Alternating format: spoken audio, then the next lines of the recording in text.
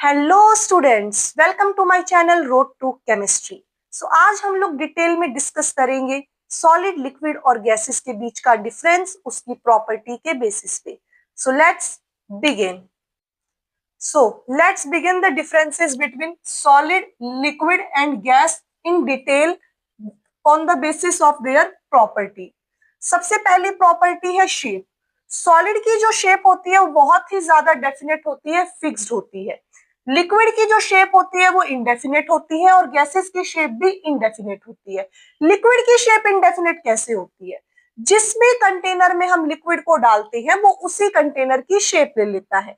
जैसे मान लो पानी है, पानी को अगर आप बॉटल में डालोगे तो बॉटल की शेप ले लेगा, अगर पानी को बकेट या टब में डालोगे तो वो बकेट और टब की शेप ले लेगा। गैसेस की जो शेप होती है वो भी इंडेफिनेट होती है। अब अगर हम बात करें दूसरी प्रॉपर्टी यानी कि वॉल्यूम की, तो सॉलिड का जो वॉल्यूम होता है वो डेफिनेट होता है यानी कि फिक्स होता है। लिक्विड का वॉल्यूम भी डेफिनेट होता है, फिक्स्ड होता है, लेकिन गैसेस का जो वॉल्यूम है वो इनडेफिनेट होता है।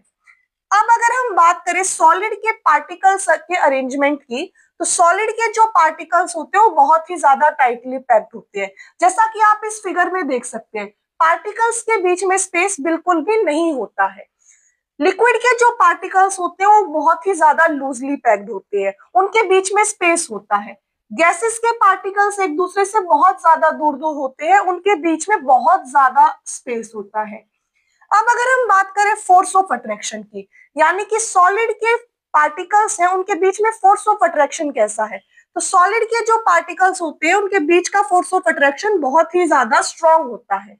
लिक्विड के पार्टिकल्स के बीच का force of attraction moderate level का होता है और गैसेस के पार्टिकल्स के बहुत ही ज्यादा वीक फोर्स ऑफ अट्रैक्शन होता है। अब अगर हम बात करें मोशंस ऑफ द पार्टिकल, यानी कि सॉलिड के जो पार्टिकल्स हैं वो मूव कैसे करते हैं, या लिक्विड के पार्टिकल्स कैसे मूव करते हैं, या गैस के पार्टिकल्स कैसे मूव करते हैं, तो सॉलिड के जो पार्टिकल्स होते हैं वो अपनी ही मीन पोजीशन पे वाइब्रेट करते हैं। अगर आपने देखा हो स्कूल में, अगर हम बेल बजाते हैं तो बेल बजाते हैं तो बेल की आवाज आती है, क्यों? क्योंकि उसके जो पार्टिकल्स हैं आयरन बेल के वो अपनी ही पोजीशन पे वाइब्रेट कर रहे होते हैं। लिक्विड की अगर हम बात करें तो लिक्विड जो है वो थोड़ा सा फ्लो कर सकते हैं, या हम ऐसे बोल सकते हैं कि स्लाइड करता है।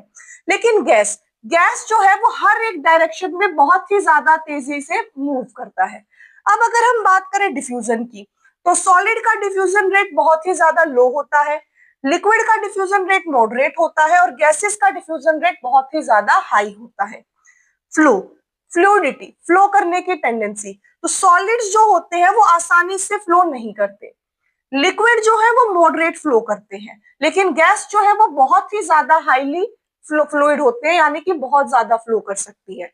डेंसिटी, सॉलिड की डेंसिटी बहुत ही ज्यादा हाई होती है, उसके कंपैरिजन में लिक्विड की मॉडरेट या मीडियम कह सकते हैं, और गैस की जो डेंसिटी होती है वो बहुत ही ज्यादा लो होती है। अब अगर हम बात करें कंप्रेसिबिलिटी की, तो सॉलिड जो है वो इनकम्प्रेसिबल होते हैं, यानी कि आसानी से कंप्रेस नहीं हो सकते। लिक्विड जो है वो स्लाइटली कंप्रेसिबल होते हैं और गैसेस जो होती है वो हाईली कंप्रेसिबल होती है। अब अगर हम बात करें एग्जांपल्स की, तो सॉलिड के एग्जांपल्स में हम ले सकते हैं आइस, रॉक, मेटल। लिक्विड के एग्जांपल्स में हम ले सकते हैं वाटर, मिल्क, ठीक है।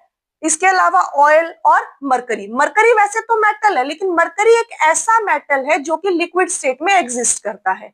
अब अगर हम बात करें गैसेस की, तो गैसेस के तो बहुत सारे एग्जाम्पल है, oxygen, carbon dioxide, helium, neon, argon, इसके अलावा वाटर वेपर, स्टीम जिसको हम बोल सकते हैं, और carbon dioxide. So I hope कि आपको अब सॉलिड, लिक्विड और गैस का टॉपिक अच्छे से क्लियर हो गया होगा। वीडियो को लाइक करें, चैनल को सब्सक्राइब करें और ज्यादा से ज्यादा शेयर करें। Thank you so much.